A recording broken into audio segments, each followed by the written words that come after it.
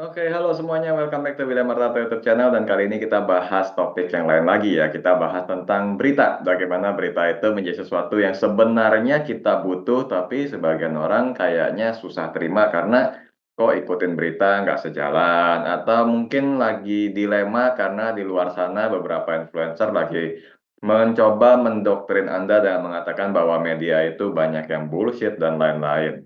Ya, sebagai salah satu narasumber media, saya mencoba membuat konten ini untuk menetralkan aja bahwa pendapat yang beredar di luar tidak sepenuhnya benar, tapi juga nggak 100% salah ya. Tergantung bagaimana cara kita menerima informasi. Ya, kebetulan saya sebenarnya pernah bikin video yang thread mistake ya, yang soal informasi, aksi, dan reaksi itu ya. Jadi, informasi, reaksi, dan aksi. Jadi, bagaimana kita menerima informasi, reaksi kita gimana, dan action kita apa. Jadi, sebenarnya tuh kadang-kadang kita bukan 100% dikerjain sama sebuah informasi, tapi memang ada informasi yang bersifat menyesatkan gitu kan. Karena pada dasarnya media itu atau informasi atau berita itu yang sebutnya berita aja di sini. Jadi berita itu ada dua macam, yaitu ada yang membangun opini dan yang menggiring opini. Bedanya apa? Nanti saya akan jelasin. Tapi sebelumnya saya ingin bilang dulu bahwa ke depannya saran saya sih untuk orang-orang yang sering bilang news itu berita itu apa hoax dan lain-lain nggak perlu diikutin. Saya mesti pastikan Anda mesti pastikan Anda memang benar-benar ngerti apa yang Anda omongin. Jadi kalau misalnya masih bingung ya suruh nonton video ini karena ini adalah dari orang yang sangat yang bukan sangat sih tapi yang memang terlibat dalam pembentukan news juga. Ya, saya juga udah punya pengalaman lumayan beberapa tahun bagaimana ngebedain news yang memang dibikin sama news yang terangkat dari data. Dan to be honest, saya cuma mau jawab-jawabin yang terangkat dari data doang. Karena menurut saya opini saya pun harus berangkat dari data tersebut. Saya punya aturan bahwa teori ataupun opini harus naik dari fakta. Bukan fakta yang kita paksa bergerak sesuai dengan teori. Itu namanya sudah ngarang gitu kan. Jadi ya gitulah. Nah, intinya bagaimana kita harus bisa tahu jenis berita yang kita terima, barulah bagaimana kita bereaksi dan juga aksi yang akan kita putuskan ke depannya. Ya agak disayangkan sih memang nggak soal berita aja kadang-kadang bisa jadi ada aja yang bikin kayak teori apa asumsi-asumsi liar begitu. Bahkan beberapa member saya juga ada yang kayak gitu sih. Maksudnya, kalau saya bilang, ini kan bulan Juli ya 2024. Waktu bulan Juni 2024 kan, ini saya sebut detail, jadi kalau video ya ini udah lewat, nanti ada yang nonton bisa cek datanya ya. Jadi waktu 2024 bulan Juni kan market turun ya. Banyak sekali yang kasih saya berita-berita dan juga opini-opini dari influencer di luar bagaimana IHSG itu bisa crash, isinya sampah, dan lain-lain.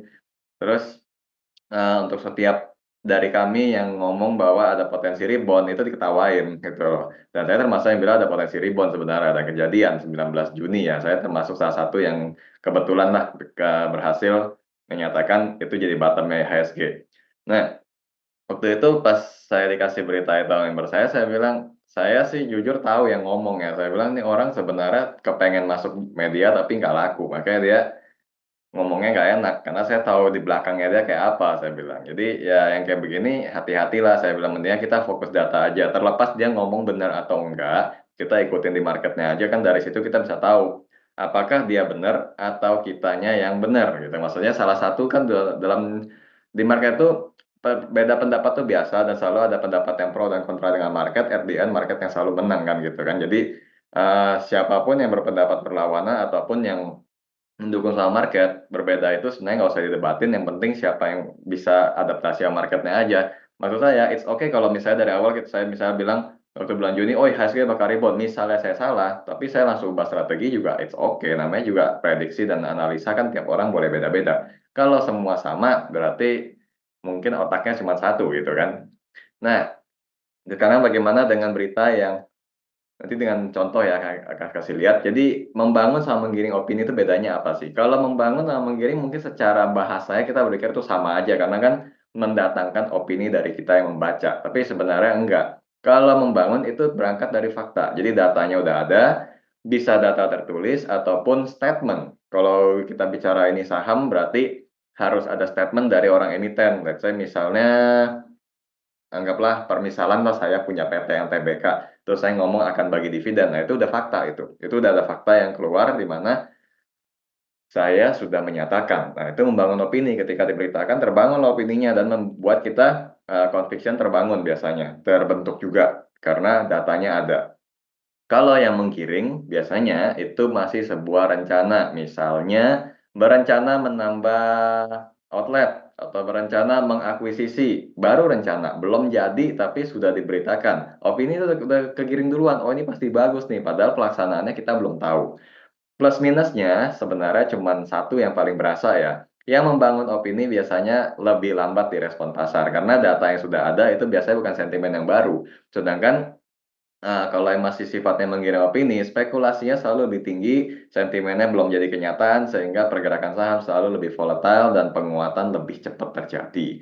Ya, itu kondisi yang sebenarnya dua macam berita ini yang sebenarnya kalau kita bisa bedain, kita bisa manfaatin juga. Jadi sebenarnya kalau misalnya Anda mau jadi seorang trader yang cuma bermodal berita, bisa nggak? Saya berani jamin bisa. Kalau benar-benar sudah tahu cara membedakannya. Jadi kalau, oh ini cuma penggiringan doang, ini bahan pom-poman doang. Tapi boleh ikut nggak? Kalau memang bisa, mah ikut aja. Yang penting jangan sampai Anda yang eh, tahu beritanya pom-pom, misalnya setelah nonton video ini mungkin lebih bisa bedain gitu ya. Misalnya Anda tahu ini beritanya sebenarnya penggiringan doang ini, tapi kok gue beli malah salah. Ya kemungkinan Anda yang salah strateginya atau ekspektasi Anda terhadap saham itu udah salah karena reaksi Anda terhadap berita itu juga dari awal udah ngaco. Dan hal-hal ini umum terjadi kok.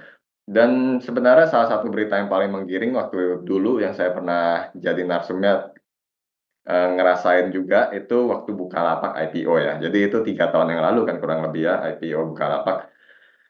Itu IPO-nya aja belum, tapi setiap kali ada perencanaan apapun, ada teori apapun, atau ada cerita apapun, nah emitennya pasti dimintain terus rekomendasinya. Besoknya ada lagi follow up, misalnya, oh ini punya waktu itu apa sih yang dibahas, yang 20T itu cash ya, ada cashnya 20T, terus rekomendasinya gimana, besok lagi dibilang ada ini lagi rekomendasinya gimana, sampai saya pernah 7 hari berturut-turut ditanyain, sampai saya akhirnya bilang, saya nggak mau ngomong lagi dah kalau Bukalapak, sorry itu saya enak, saya bilang, soalnya IPO-nya aja belum, cuman setiap ada perubahan statement saya yang disuruh update rekomendasi. Saya bilang rekomendasi saya nggak akan berubah, wait and see aja. Namanya juga pertama kali unicorn masuk, gitu loh. Jadi jangan langsung ke bawah euforia, gitu. Diangkat terus berkali-kali kan menggiring banget, IPO aja belum. Dan akhirnya kan terbukti ya, Bukalapak itu cuman auto reject 1,5 hari. Di hari kedua yang beli di auto rejection nangis semua sampai hari ini, karena turun terus kan. Ya itulah bagaimana berita itu bisa ngebangkitin emosi. Anyway, saya jadi kayaknya saya pernah bikin training tentang ini sih sebenarnya. Tapi ya karena saya udah nggak bikin training-training lagi, kita bikin di YouTube aja. Kali lebih asik.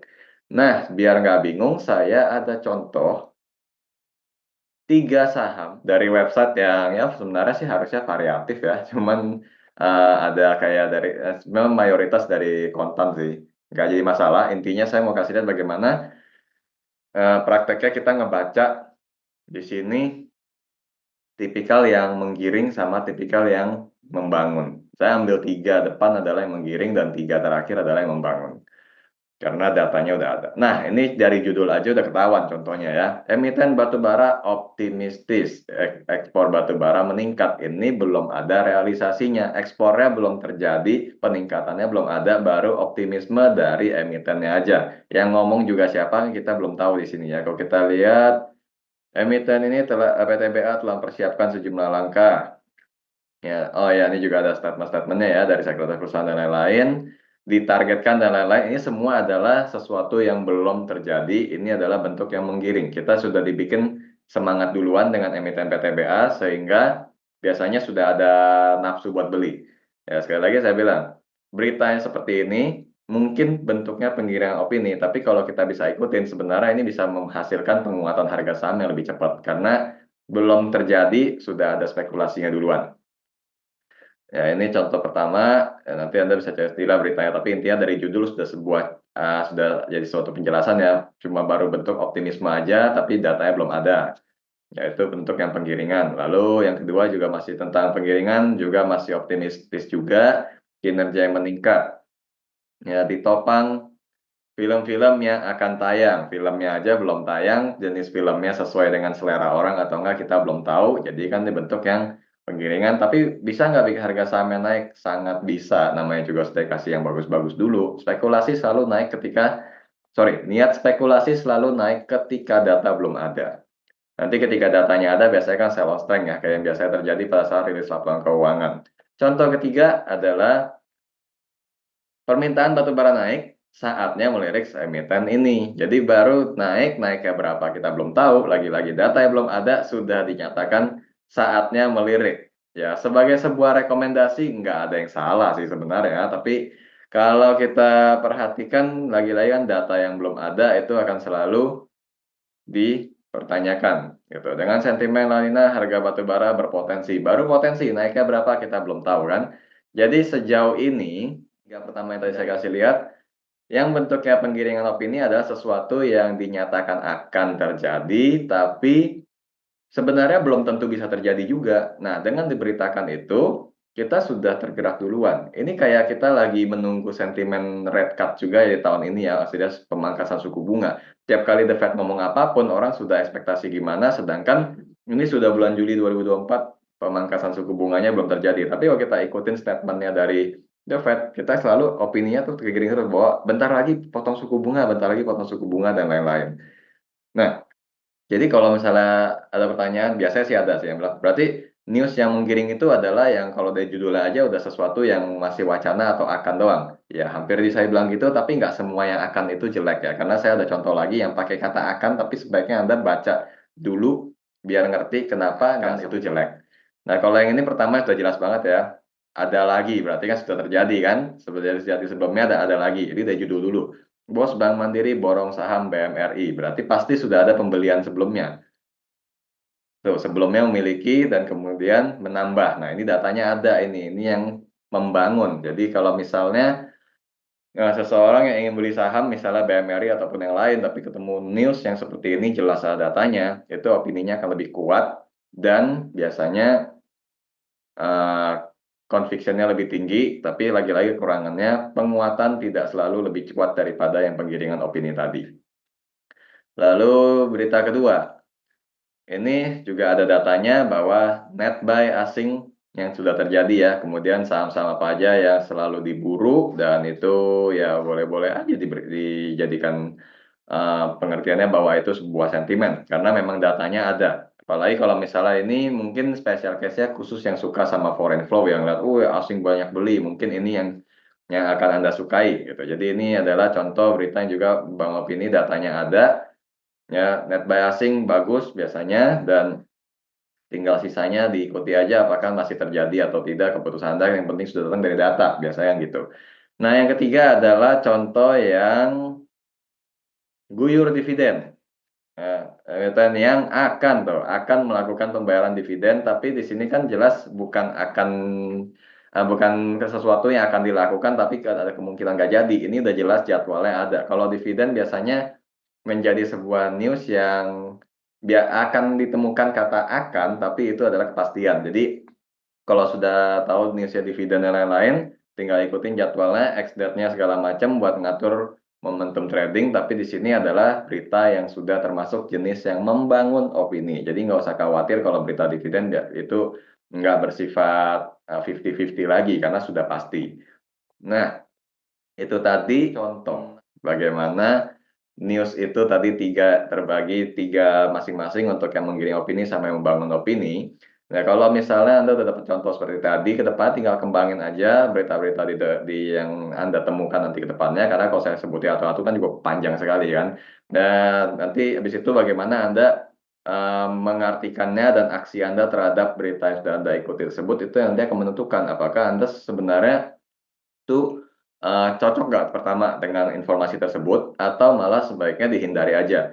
Nggak berarti itu berita yang salah, tapi mungkin aja informasi tersebut tidak sesuai atau tidak mendukung strategi Anda, sehingga kalau Anda jadinya beli kecepatan atau actionnya malah terlambat, rasanya kayak disesatkan oleh informasi, padahal nggak semua informasi itu adalah hoax atau sesuatu yang masih belum pasti ya. Jadi maksud saya di sini, saya menetralkan seperti yang saya bilang tadi awal, saya menetralkan bagaimana nggak semua informasi itu bukan fakta. Memang ada yang belum jadi fakta, masih direncanakan, tapi ada yang sudah jadi fakta, tinggal bagaimana itu sesuai nggak dengan Anda butuhkan. Ada saham yang Anda perhatikan atau enggak, lalu beritanya apakah sejalan dengan perencanaan Anda terhadap pembelian atau penjualan saham tersebut, dan itulah yang akan menentukan nanti hasilnya bagaimana, jadi duit atau enggak.